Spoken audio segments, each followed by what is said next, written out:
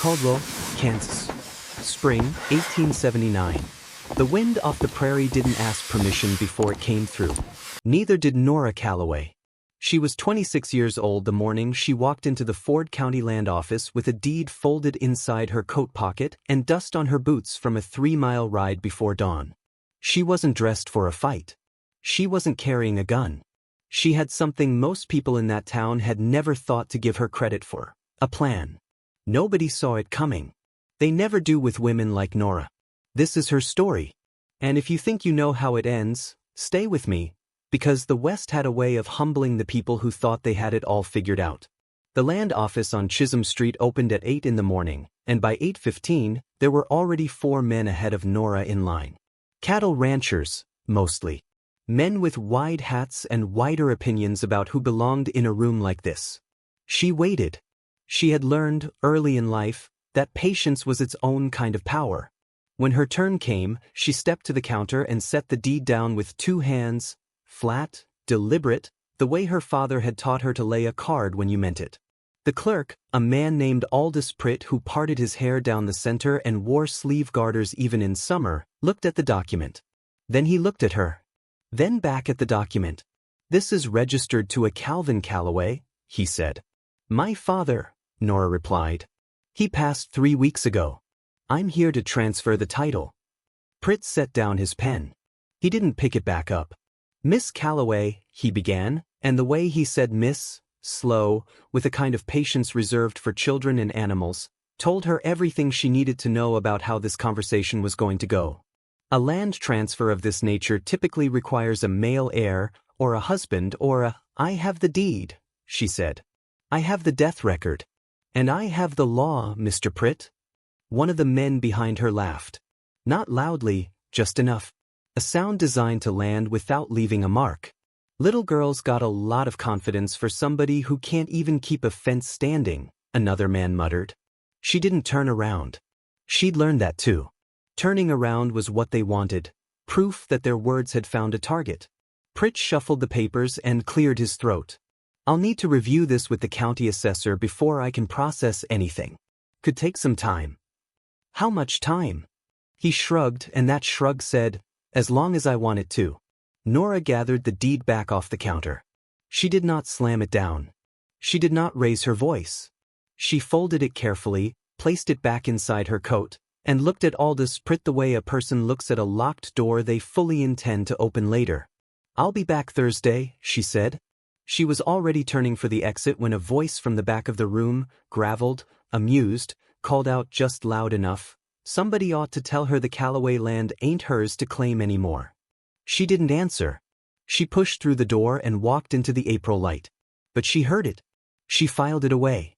And she started counting. Stay with her, because the woman those men dismissed at that counter was about to remind Caldwell, Kansas, of something it had forgotten entirely, that the ones they ignored were always the most dangerous ones in the room. Calvin Calloway had died on the 23rd of March, 1879, in the bedroom of the house he had built himself in 1861, the year the world caught fire in the East and the West quietly kept growing. He was 61 years old. Lung fever, the doctor said, though Nora suspected it was grief that had been doing the real work for years, ever since her mother passed. He had been a stubborn man with soft hands and a quiet voice, and he had left behind 400 acres of grazing land along Bluff Creek, a mule named Patterson, a roof with 2 spots that leaked in heavy rain, and a daughter who had been running the operation beside him for the better part of a decade. What he had not left behind was a son.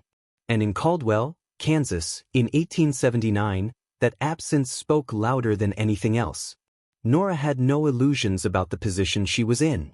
She had watched it happen to other women, watched the machinery of polite dismissal grind slowly and efficiently until a widow or an orphan daughter found herself signing papers she hadn't meant to sign, selling land she hadn't wanted to sell, to men who had been patient precisely because they knew time was working in their favor. She had watched it. And she had taken notes. What Caldwell didn't know, what Aldous Pritt didn't know, what the men laughing at the land office counter didn't know, was that Nora Calloway had not arrived in that office unprepared.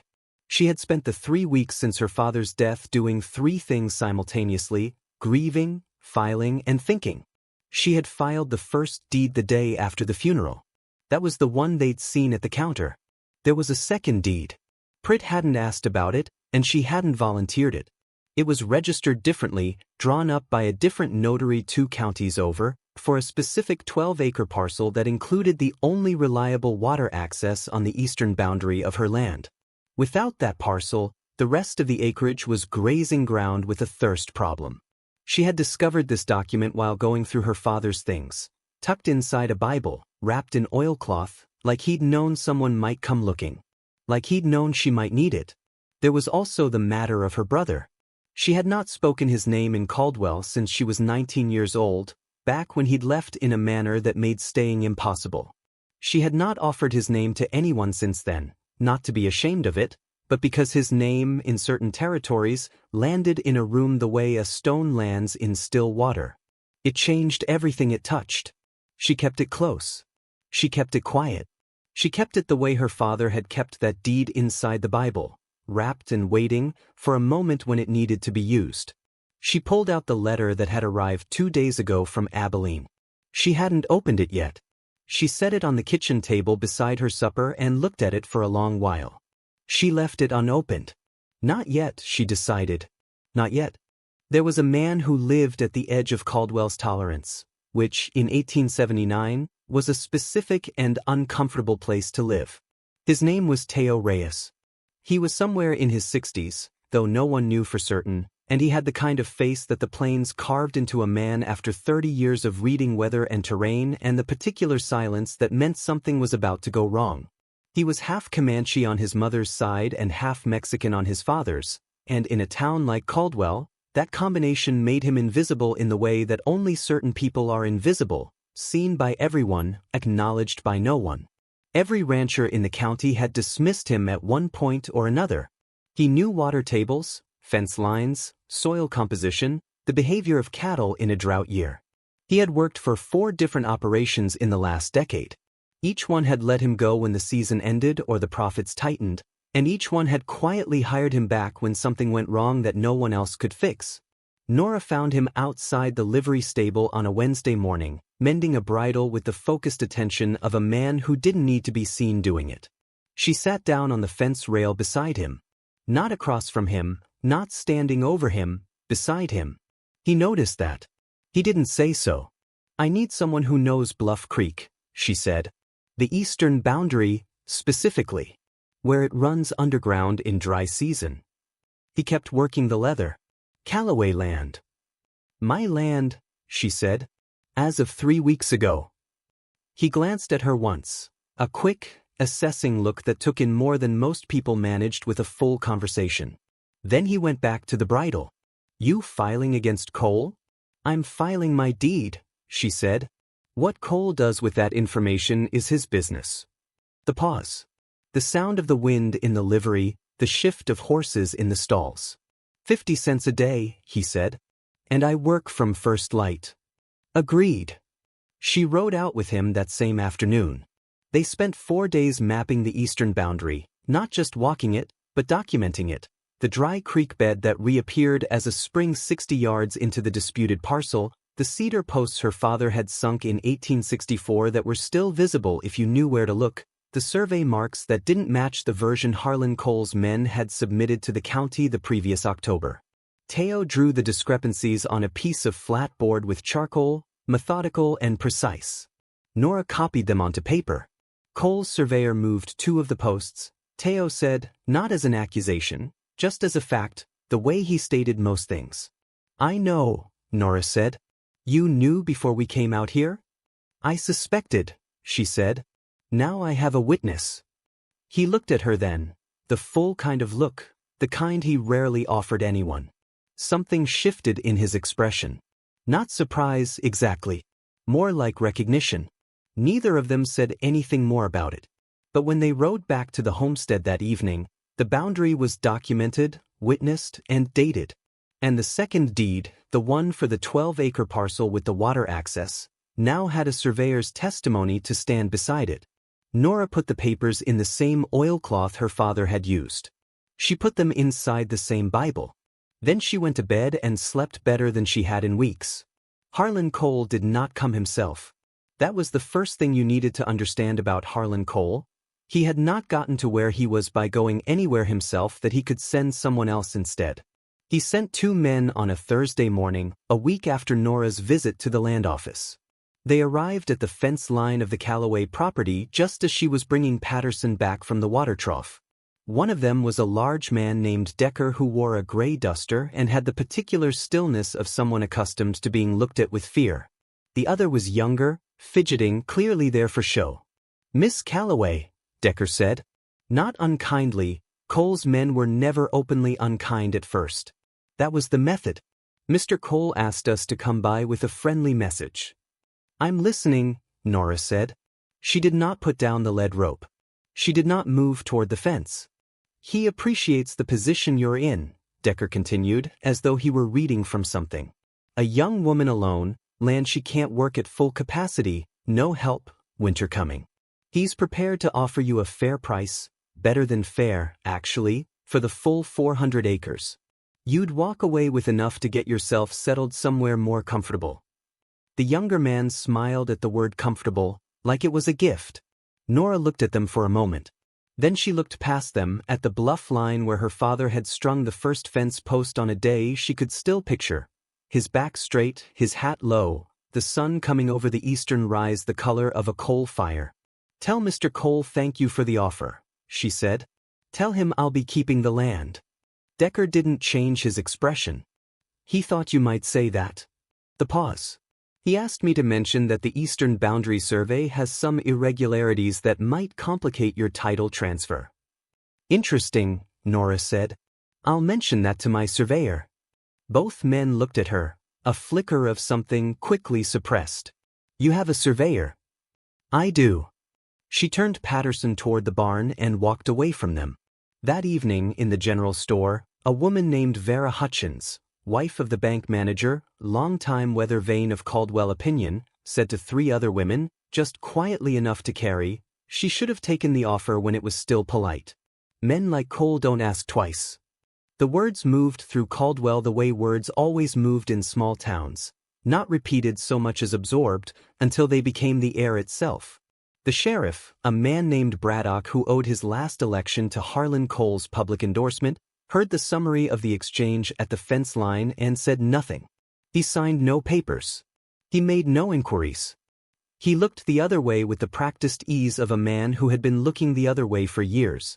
And Harlan Cole, sitting in his ranch house 11 miles north of town, read Decker's report and did what powerful men do when a polite warning fails. He waited 3 days. And then he sent them back.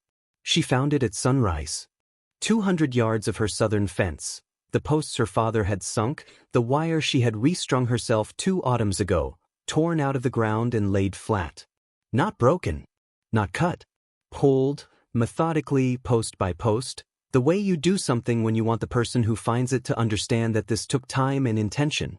At the far end of the destruction, they had left a single fence post standing upright in the open ground, scorched black at the base. Not fully burned, just charred. Just enough to mean something. Nora stood at the edge of the damage in the early light, her boots in the frost-hardened soil, and she looked at it for a long time. She did not cry. Her hands did not shake. They never did, not even the morning they buried her father, not even the night the doctor had first said the word fever with that particular gravity that meant the conversation was over. She counted the posts instead. 23. She walked the full length of it, counting. Then she walked it again. On the second pass, she noticed something she'd missed. One of Cole's men had dropped a glove. Tooled leather, initialed inside the cuff. She picked it up. She put it in her coat pocket. Teo arrived at 7, as he always did. He surveyed the damage without speaking. Then he looked at her. "How long to repair?" she asked. 3 days, he said. "Maybe 2 with help." "We won't repair it yet," she said. He raised an eyebrow, the slight version, the one that in his face meant a full question. "I want the county assessor to see it first," she said. "And the newspaper." He was quiet for a moment. "The Caldwell Post isn't exactly friendly too. The editor's name is Whitmore," Nora said. His brother-in-law has a water dispute with Cole that's been sitting in circuit court for 2 years. She paused. I paid a courtesy call last week. Teo looked at the ruined fence line. Then he looked at her. Then he made a sound that was not quite a laugh, something shorter and more private, the kind of sound that meant I underestimated you, and I won't do it again. What do you need from me? He said. Ride to the assessor's office. Get there before Cole's men do. He was already moving toward his horse. Nora stood alone in the frost and the stillness, looking at 23 pulled posts and 1 charred stump, and she did what her father had always said was the most dangerous thing a Calloway could do. She made a decision. She went inside. She sat at the kitchen table. She picked up the letter from Abilene. And she opened it. Stay with her, because what she does next is what separates the women who survive from the women who disappear from the history of this land. And what's in that letter is going to change everything you think you know about who Nora Calloway really is. The letter was 3 lines long. Nora, I heard about Papa. I'm sorry I wasn't there. Tell me where you need me and I'll come. It was signed, Cal. Not Calvin like their father. Not a last name. Just Cal. The way he'd always signed things, ever since he was 17 and had decided that the weight of a full name was too much to carry into certain rooms. His full name was Callum Reese Calloway. In Caldwell, Kansas, no one knew that name. But in 3 territories, and as far east as Fort Smith, Arkansas, and as far south as the Texas Panhandle, the name Cal Calloway was not so much spoken as acknowledged. The way you acknowledge weather. The way you acknowledge gravity. Something that existed as a fact, not a preference. As local memory tells it, he had ridden for a U.S. Marshal out of Wichita through most of the early 1870s, tracking men across terrain that would have turned back half the army. He had not been a lawman himself, never wore a badge, never wanted one, but he had been the kind of man that lawmen sent for when the badge wasn't enough. He was not famous for cruelty. He was famous for something more unsettling, certainty. He did not miss. He did not bluff. He did not need to raise his voice to fill a room. He had left Caldwell in 1869 under circumstances that the town preferred to remember as a scandal and that Nora knew, having been there, was simply a matter of justice arriving too quickly for anyone to be comfortable with it. He had never come back. She sent the telegram from the Caldwell office herself, on the same morning Teo rode to the assessor. She kept it as short as his letter. Don't bring the reputation. Just bring yourself. 2 days later, on a Tuesday, the southbound train from Abilene pulled into Caldwell Station. Nora was not there to meet it. She was at the land office, where Aldous Pritt was, suddenly, miraculously, reviewing her second deed with something resembling genuine attention, now that the county assessor had visited the damaged fence line and the Caldwell Post had published a brief but pointed item on the front page about property destruction along Bluff Creek. She was making Pritt nervous in his own office, calmly, when the door behind her opened. She knew who it was before she turned around. She knew the particular quality of the silence that entered a room ahead of him, not threatening exactly, but weighted, the way air gets before a storm when everything goes very still. Pritt saw him first. The color left the clerk's face with a speed that would have been almost funny under different circumstances. The man who stood in the doorway of the Ford County Land Office was tall, lean, and wore a dark coat that had seen considerable country. He was not wearing a badge. He was not wearing a gun on his hip, not visibly. He had a quiet face and gray eyes and the unhurried posture of someone who had never once in his adult life felt the need to prove that he was the most dangerous person in a given room, because he always already knew that he was. He looked at his sister. "You sent for a witness?" he said. "Not a question." "I did," Nora said. He looked at Pritt. He didn't say anything to Pritt. He didn't need to. Pritt picked up his pen. Cal Calloway stayed in Caldwell for 11 days. He did not threaten anyone. He did not draw a weapon. He did not raise his voice in any public space or make any statement that could be recorded as a provocation. He ate at the counter of the Drovers Inn, nodded at men who stared at him, and spent his evenings on the porch of his sister's homestead watching the sun go down over Bluff Creek like a man with nowhere pressing to be. But Caldwell felt him the way a room feels a fire, not from direct contact, but from the change in temperature. Harlan Cole did not come to Bluff Creek. He did not send Decker. He did not send the younger man. As the story goes, Cole made 2 inquiries, one to a contact in Wichita, one to a man he knew in Dodge City who kept records of such things, and both inquiries came back with the same answer, phrased in different ways but meaning the same thing. Leave it alone. The second deed was processed by Aldous Pritt on the 6th of April. The eastern boundary, including the 12-acre parcel with the water access, was recorded in the name of Nora Calloway. The surveyor's discrepancies were noted in the county record, which meant they were now a matter of public documentation, attached permanently to the question of Cole's own boundary claims in that section. The county assessor, it turned out, had been looking for exactly that kind of documentation for an unrelated matter involving 2 properties north of town. He was, in Nora's estimation, the most useful person she had spoken to in months, and he didn't even know it. On the 8th day, Deputy Aaron Marsh came to the homestead. Marsh was 32, quiet in the way that some men are quiet not from lack of things to say but from the habit of watching what happens when other people speak first. He had said nothing during the weeks of fence threats and county maneuvering. He had done what Sheriff Braddock expected of him, which was nothing at all. He stood on the sun-bleached porch with his hat in his hands and looked at Nora and said, "I should have come out here sooner." Nora considered him for a moment. "Yes," she said. "You should have." He nodded. He didn't offer excuses, which she appreciated more than any explanation he could have given. "The fence line," he said. "If you want to file a formal complaint, I already filed it," she said. "With the assessor. 3 days ago." He nodded again. "Right." The pause. "I heard your brother's in town." "He's on my property," Nora said. "Which is my business." "Yes, ma'am." He turned his hat in his hands, once, twice. "He's not what I expected." "Most people aren't," she said. "When you actually look." He stayed another 10 minutes. They talked about the fence repair, about the spring water rights, about a circuit court date that the assessor's office was now formally requesting for the boundary dispute. When he left, he put his hat back on and walked to his horse with the deliberate step of a man reconsidering several things at once. Cal watched him go from the corner of the porch. He didn't comment. "What do you think?" Nora asked. Her brother was quiet for a moment. "I think that man's going to have to decide what kind of deputy he wants to be." "He'll come around," she said. "Maybe," Cal said. He looked at the creek line, the fence posts they'd resunk 2 days ago, the land that had been their father's and was now hers. Or maybe not. Either way, you don't need him to. She didn't answer. But she didn't disagree. Cal left on the 12th of April on the early train north. He didn't make a scene of it. He drank coffee on the porch before first light, left a folded note on the kitchen table that said "Write me," and rode to the station alone before Caldwell was properly awake. That was how he preferred it.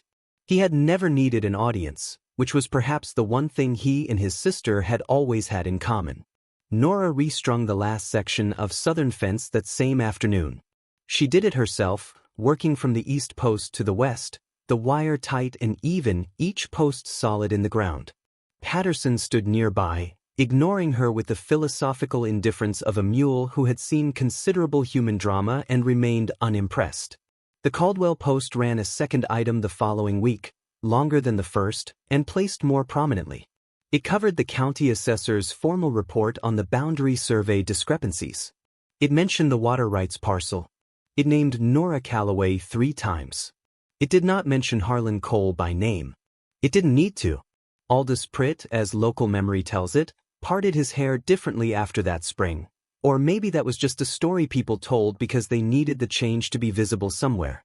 What was visible and documented was this: the deed to 412 acres along Bluff Creek, registered in the name of Nora Calloway, filed with the Ford County Recorder's Office on April 6, 1879, standing without contest.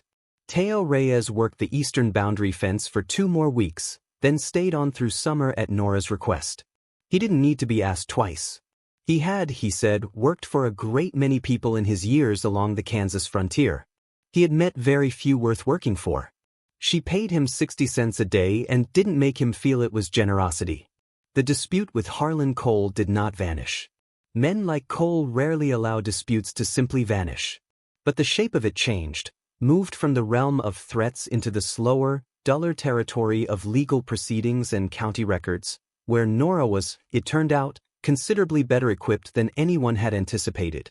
Deputy Marsh filed an independent report on the fence destruction in mid-April, without Braddock's knowledge. Whether it was conscience or calculation or something in between, no one could say for certain. What it meant, practically, was that the record existed. And records, as Nora's father had always said, had a longer memory than people. She did not celebrate. There was nothing to celebrate yet, only ground held, which was different. She went back to work. She fed Patterson. She mended the roof where it leaked. She wrote to her brother in Abilene, 2 pages on the back of a flour sack because proper paper was an extravagance she was postponing until summer. She told him the land was standing. She told him the water rights were secured. She told him she was fine. Not in the way people say fine when they mean the opposite, but in the plain sense, the way you say it when you mean it. And she told him she hadn't needed him to do a single thing. Only to be there, solid and known and real, so that the town could see her clearly for once. Not as a girl with a deed. Not as a daughter without a son. Not as a problem to be managed or a sale to be made. Just as a Calloway. On Calloway land. Exactly where she belonged. The West was full of stories about men who built things. What it forgot to write down, what got left out of the official records and the newspaper accounts and the tall tales told at saloon counters, were the women who kept things. The ones who stood in the morning after the fence came down, counted the posts, put the number in their pocket, and started over. Nora Calloway was not the first. She was not the last. But she was the one Caldwell, Kansas, did not forget. Not because of who her brother was. Because of who she was, once they finally looked.